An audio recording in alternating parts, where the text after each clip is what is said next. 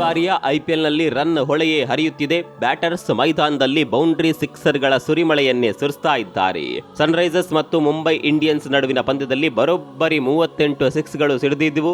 Sunrisers team 277 ರನ್ಗಳನ್ನ ಕಲೆ ಹಾಕಿ ಹೊಸ ಇತಿಹಾಸವನ್ನ ಸೃಷ್ಟಿ ಮಾಡಿತು. ಆರ್ಸಿಬಿ 263 ರನ್ನ ರೆಕಾರ್ಡ್ ಅನ್ನ ಬ್ರೇಕ್ ಮಾಡಿತು. ಸನ್ರೈಸರ್ಸ್ ಬ್ಯಾಟರ್ಗಳು ಮೈದಾನದಲ್ಲಿ ಅಬ್ಬರಿಸಿ ಬೊಬ್ಬಿರುತ್ತಿದ್ರೆ ಮತ್ತೊಂದೆಡೆ ಆರ್ಸಿಬಿ ಅಭಿಮಾನಿಗಳ ಎದೆ ಡವಡವ ಅಂತಿತ್ತು. ಸ್ಕೋರ್ 263 ರನ್ ದಾಟಿದಾಗ್ಲಂತೂ ಆರ್ಸಿಬಿ ಫ್ಯಾನ್ಸ್ ಹಾರ್ಟೇ ಬ್ರೇಕ್ ಆಯ್ತು. ಯಾಕಂದ್ರೆ ನಮ್ ಟೀಮ್ ಕಪ್ ಗೆದ್ದಿಲ್ಲ ಅಂದ್ರು. ಐಪಿಎಲ್ ನಲ್ಲಿ ಹೈಯೆಸ್ಟ್ ಸ್ಕೋರ್ ಗಳಿಸಿದ್ದ ಟೀಮ್ ನಮ್ದು ಅಂತ ಆರ್ಸಿಬಿ ಫ್ಯಾನ್ಸ್ ಹೆಮ್ಮೆಯಿಂದ ಹೇಳ್ತಿದ್ರು. ಆದ್ರೀಗ ಅದು ಕೂಡ ಇಲ್ಲದಂತಾಯ್ತು.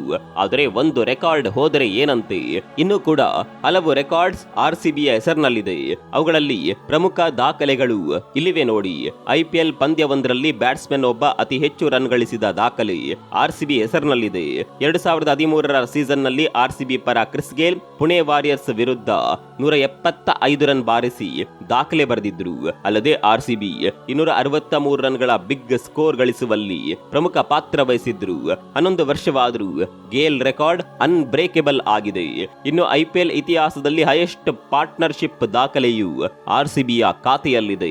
2016ರಲ್ಲಿ ಗುಜರಾತ್ ಲಯನ್ಸ್ ವಿರುದ್ಧದ ಪಂದ್ಯದಲ್ಲಿ ವಿರಾಟ್ ಕೊಹ್ಲಿ ಮತ್ತು ಎಬಿ ಡಿವಿಲಿಯರ್ಸ್ ಎರಡನೇ ವಿಕೆಟ್ಗೆ 229 ರನ್ ಸೇರಿಸಿದ್ರು. ಕೊಹ್ಲಿ 55 ಎಸೆತಗಳಲ್ಲಿ 109 ರನ್ ಬಾರಿಸಿದ್ರೆ ಎಬಿ ಡಿವಿಲಿಯರ್ಸ್ 52 ಎಸೆತದಲ್ಲಿ 129 ರನ್ ಚಚ್ಚಿದ್ರು.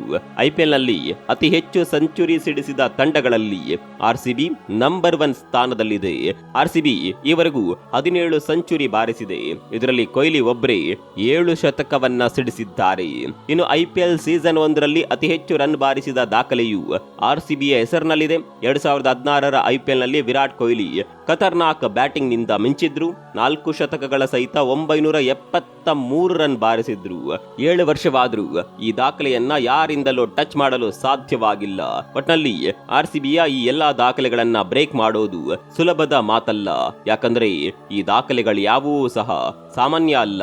ಮತ್ತೊಂದು ಕಡೆ ಸತತ ಕ್ರಿಕೆಟ್ ಲೋಕದಲ್ಲಿ ಭಾರಿ ಚರ್ಚೆಯಾಗುತ್ತಿರುವ ವಿಷಯ ಅಂದ್ರೆ ಅದು ಮುಂಬೈ ತಂಡದ ಕ್ಯಾಪ್ಟನ್ಸಿ. ಹೌದು, ಮುಂಬೈ ಇಂಡಿಯನ್ಸ್ ಕ್ಯಾಪ್ಟನ್ಸಿ ಮತ್ತೆ ರೋಹಿತ್ ಶರ್ಮಾಗೆ ಸಿಗುತ್ತಾ ಅನ್ನುವ ಪ್ರಶ್ನೆ ಮೂಡಿದೆ. ಮೊನ್ನೆ ಮ್ಯಾಚ್ ಮುಗಿದ ಮೇಲೆ ಮೈದಾನದಲ್ಲಿ ರೋಹಿತ್ ಮತ್ತು ಆಕಾಶ್ ಅಂಬಾನಿ ಫುಲ್ ಸೀರಿಯಸ್ ಆಗಿ ಚರ್ಚೆ ನಡೆಸಿದ್ರು. ಇದೇ ಬೆಳವಣಿಗೆ ಈಗ ಮುಂಬೈ ನಾಯಕತ್ವ ಮತ್ತೆ ರೋಹಿತ್ ಕೈ ಸೇರುತ್ತಾ ಅನ್ನುವ ಸುದ್ದಿ ಹರಡಲು ಕಾರಣವಾಗಿದೆ. ಸ್ನೇಹಿತರು, ನೀವೆಲ್ಲ ನೋಡಿರಬಹುದು, ಪಂದ್ಯದಲ್ಲಿ ಸನ್ರೈಸರ್ಸ್ ಬ್ಯಾಟರ್ಸ್ ಮುಂಬೈ ಬೌಲಿಂಗ್ ದಾಳಿಯನ್ನ ಧೂಳಿಪಟ ಮಾಡಿದ್ರು. ಇದರಿಂದ ಪಾಂಡ್ಯ ತಲೆ ಮೇಲೆ ಕೈ ಹೊತ್ತು ಕೂತರು. ಆ ವೇಳೆ ಅಖಾಡಕ್ಕಿಳಿದ ರೋಹಿತ್ ಫೀಲ್ಡ್ ಸೆಟ್ ಮಾಡಿದ್ರು. ಖುದ್ದು ಪಾಂಡ್ಯಗೆ ನೀನು ಬೌಂಡ್ರಿ ಲೈನ್ಗೆ ಹೋಗು ಅಂತ ಸೂಚಿಸಿದ್ರು. ಮೊದಲ ಪಂದ್ಯದಲ್ಲಿ ಹಾರ್ದಿಕ್ ರೋಹಿತ್ಗೆ ಬೌಂಡ್ರಿ ಬಳಿ ತೆರಳುವಂತೆ ಹೇಳಿದ್ರು. ಎರಡನೇ ಪಂದ್ಯದಲ್ಲಿ ಸೀನ್ ಕಂಪ್ಲೀಟ್ ಆಗಿ ರಿವರ್ಸ್ ಆಯಿತು. ನಾಯಕನಾಗಿ ಹಾರ್ದಿಕ್ ಗುಜರಾತ್ ಟೈಟನ್ಸ್ಗೆ ಕಪ್ ಗೆದ್ದು ಕೊಟ್ಟಿದ್ರು. ಅಲ್ಲದೆ ಒಮ್ಮೆ ತಂಡವನ್ನ ಫೈನಲ್ಗೆ ಕೂಡ ತಲುಪಿಸಿದ್ರು. ಆದರೆ ಮುಂಬೈಗೆ ಬಂದ ಮೇಲೆ ಹಾರ್ದಿಕ್ ಕ್ಯಾಪ್ಟನ್ಸಿ ಇಂಪ್ಯಾಕ್ಟ್ಫುಲ್ ಆಗಿಲ್ಲ. ಗೇಮ್ ಪ್ಲಾನ್, ಸ್ಟ್ರಾಟಜಿ ಯಾವುದು ಕೂಡ ವರ್ಕೌಟ್ ಆಗ್ತಿಲ್ಲ. ಬ್ಯಾಟಿಂಗ್ ನಲ್ಲೂ ಮಿಂಚ್ತಿಲ್ಲ. ಇದರಿಂದ ಹಾರ್ದಿಕ್ ನಾಯಕತ್ವದ ವಿರುದ್ಧ ಫ್ಯಾನ್ಸ್ ಮತ್ತು ಮಾಜಿ ಕ್ರಿಕೆಟರ್ಸ್ ಕಿಡಿಕಾರ್ತಿದ್ದಾರೆ. ಮತ್ತೊಂದು ಕಡೆ ರೋಹಿತ್ ಶರ್ಮಾ ಐಪಿಎಲ್ ನ ಮುಂಬೈ ಇಂಡಿಯನ್ಸ್ ನ ಮೋಸ್ಟ್ ಸಕ್ಸಸ್ಫುಲ್ ಕ್ಯಾಪ್ಟನ್. ಒಂದಲ್ಲ ಎರಡಲ್ಲ, ಬರೋಬ್ಬರಿ 5 ಬಾರಿ ಮುಂಬೈಗೆ ಕಪ್ ಗೆಲ್ಲಿಸಿಕೊಟ್ಟಿದ್ದಾರೆ.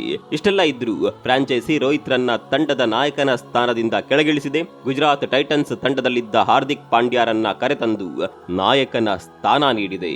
ರೋಹಿತ್ ಸ್ಥಾನದಲ್ಲಿ ಹಾರ್ದಿಕ್ ಪಾಂಡ್ಯ ಬಂದು ಕೂತಿದ್ದಾರೆ. ಹಾರ್ದಿಕ್ ರನ್ನ ಮುಂಬೈ ಇಂಡಿಯನ್ಸ್ ನಾಯಕರಾಗಿ ರೋಹಿತ್ ಫ್ಯಾನ್ಸ್ ಒಪ್ಪಿಕೊಳ್ಳಲು ರೆಡಿಯಾಗಿಲ್ಲ. ನಿಮ್ಮ ಪ್ರಕಾರ ಮುಂಬೈ ನಾಯಕತ್ವದಲ್ಲಿ ಬದಲಾವಣೆ ಆಗಬೇಕಾ? ಕಾಮೆಂಟ್ ಮಾಡಿ.